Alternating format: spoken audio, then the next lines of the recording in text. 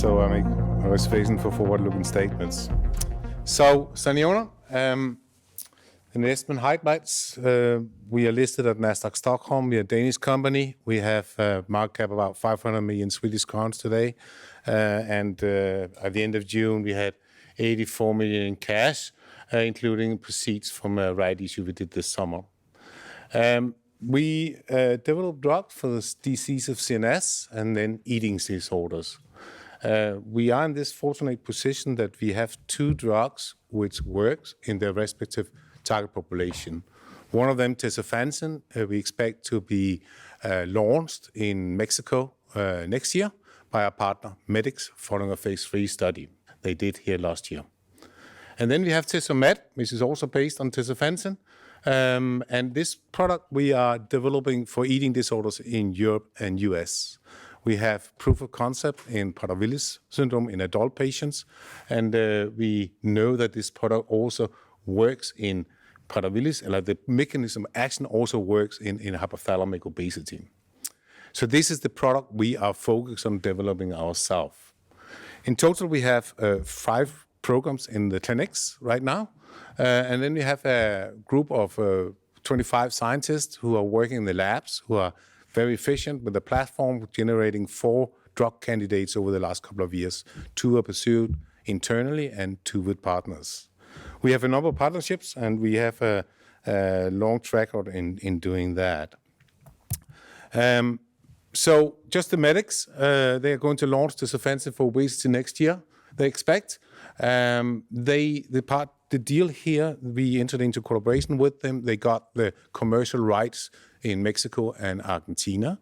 And then they sponsored the phase 3 study of 372 patients. And then we will get double-digit royalties on the sales in those 2 countries. And then we have retained all the commercial rights to the product in the rest of the world, including the exclusive rights to their phase 3 data. So we get royalties on sales from their 2 countries, and then we can do something other with the compound in other countries. And if we're going to do so, the primary target would probably be in South America initially. And then you could say Medix, they conducted a phase 3 study last year, 372 patients, very successful. The drug was well tolerated. We had an average weight loss of 10% after 6 months in the treatment group, which is about the double in efficacy compared to other products in this market.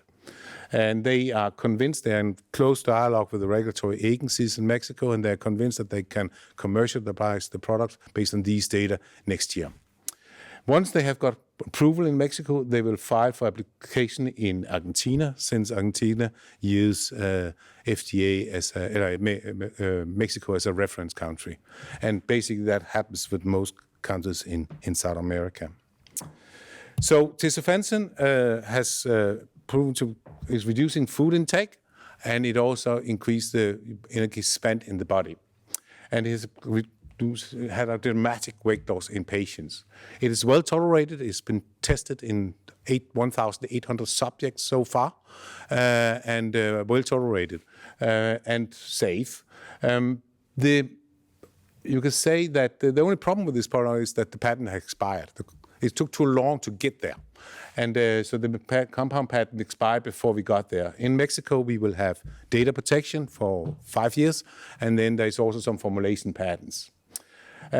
As on other products, all effective weight loss products, it does increase heart rate. And then we have discovered that we can reduce this or take that away by combining with a beta blocker and still maintain the weight loss properties of tesofensine. And this gave us a new patent position on this product, which lasts to 2036. And it could be a very strong patent, in particular in countries where we do not introduce tesofensine as standalone therapy. And this product we are developing for eating disorders. And we are focused on Prader-Willi syndrome and hypothalamic obesity. We believe that we can take this product from where we are today until market approval for $40 million in total investment. We have conducted a phase 2 proof of concept study in adult patients with Prader-Willi syndrome, and where we got that. And right now we are working on dosing, and we expect to publish data about this this quarter, so next month. So it's a large market driven by high prices, about $3 billion according to analysts. So based on these data we got now, we intend to go to the FDA and EMA and discuss a combined phase 2B, phase 3 pivotal program, which is going to last for 2 years, which potentially could lead to filing of a new drug application in 2022. In parallel to this, we are now also conducting a phase 2A study in hypothalamic obesity in Copenhagen. And this study, we expect to report data in the first quarter next year. And also this could lead to start of a phase 3 program. Here we think we can use the optimal dose in obese patients, so it's going to be much easier, and therefore we can catch up and actually get into the filing at the same time. So a little bit about this. Prader-Willi syndrome is a genetic disease. It's the most pronounced symptom is that the patient has an extreme hunger all the time. They can't think on anything but food. They go into garbage cans, they go into the kitchen, you need to lock up food stores. This you could say this food-seeking behavior is life-threatening. Patients die by accident due to choking and bowel ruptures. And also over the years, they become life-threatening obese. For this reason, there's a very short life expectation. The average age is typically 30s, and there is no cure for this drug, for this disease, and there is no medicines available today to help them reducing their hyperphagia or this food-seeking behavior.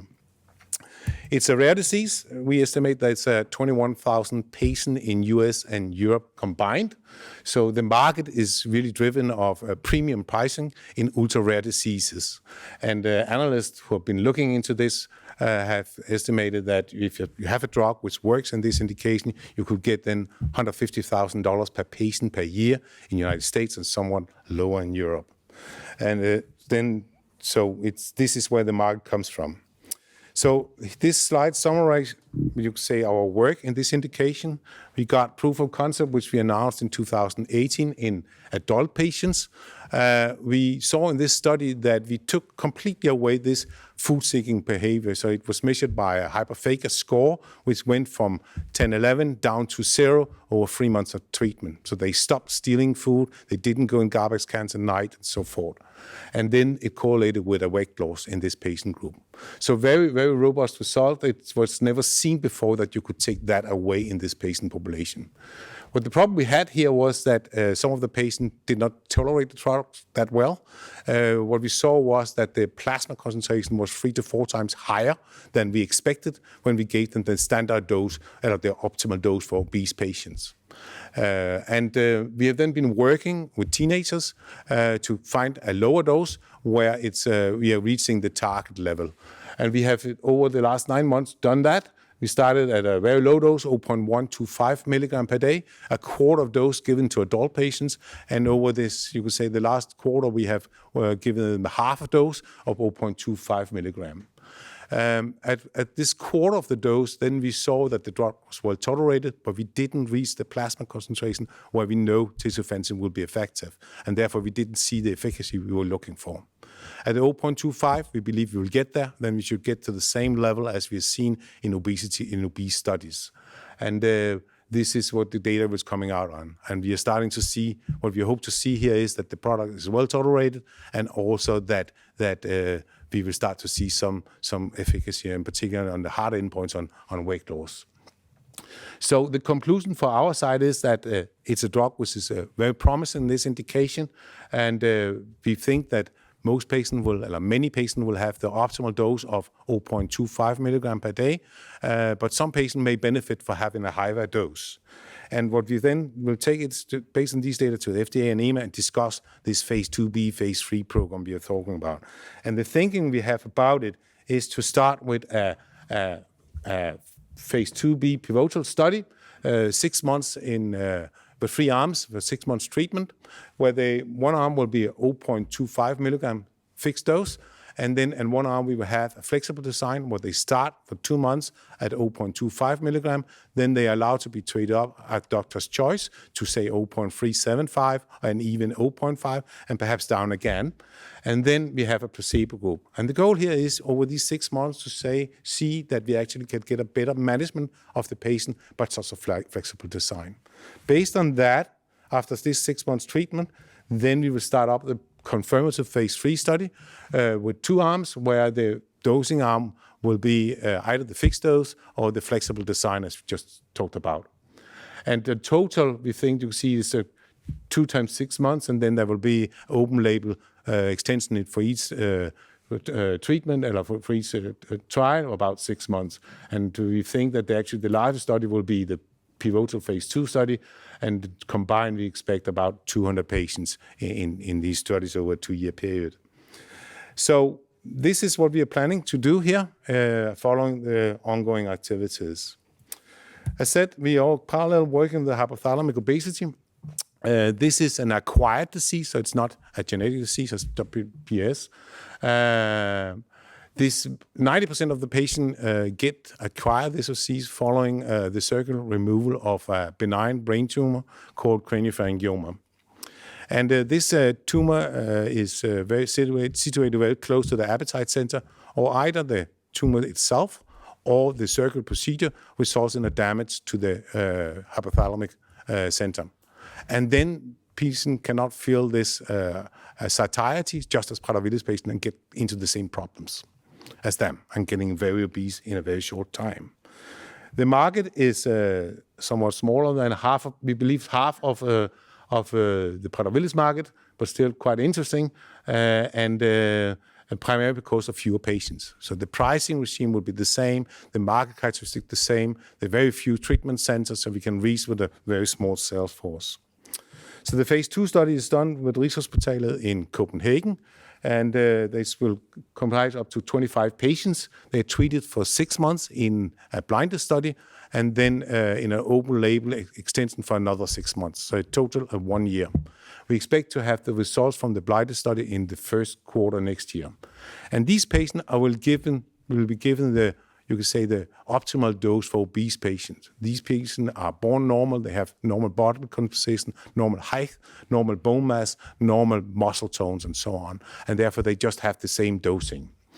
You can say there's been tested a lot of weight loss drugs in this patient population before without success.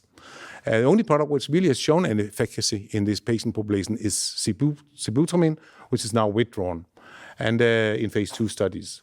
And this is interesting for us because sibutramine and tesofensine has a similar mode of action.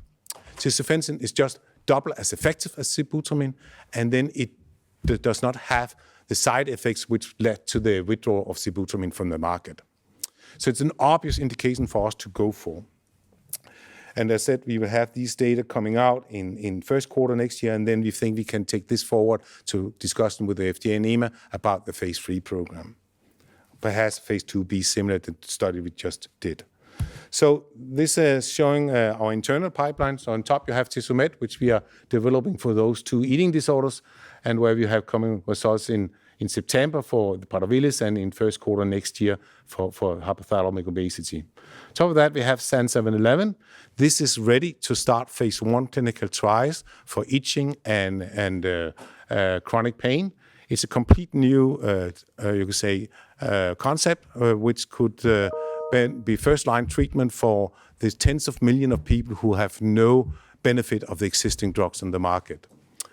On the below, you have the IK program. Here we, over the summer, selected a candidate called SAN903. This is a new concept for inflammation control, a very soft way to dampen inflammation. And here we have very strong data in IBD. We selected the candidate, and it could 1.5 years from the clinics. A little bit about our market products and our partner programs. Tesomet and tesofensine on top, we already talked about that. Then you have CAT 188. 82 of 83 is called, together with Cadent Therapeutics. It's in phase 2 for essential tremor, and they will start a phase 2 study also for ataxia this year. And then below we have a collaboration with Boehringer Ingelheim. They are in the process of planning for start of phase 1 in this product for schizophrenia, which is going to start in first half next year. And finally, we have a program in phase 2, 2359, with the University of Penn for cocaine addiction. And if you look at the terms here, then we have already talked about medics. Cadence, we have an ownership stake in, and also we get single-digit royalties, mid-single-digit royalties on product sales. On Boehringer Ingelheim, it's more classical deal. Here we got 5 million euro upfront. We are also entitled to 85 million in milestones, and we have so far received 9 million in total on that deal, and then we will get royalties on product sales. 2359 is actually here we have retained all commercial rights. It's an investigator-driven study where the study is funded by US grants. So in summary slide with inflection points. So the key asset Tesomet, here we will have data coming out in September.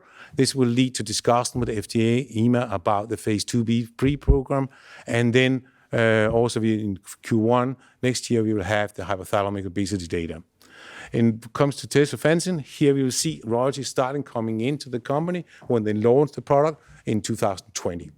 And after that, then there will be a filing in Argentina and extending the market this way. And then finally, we have this unique platform, which is fueling the early stage pipeline, but also generating cash for the company.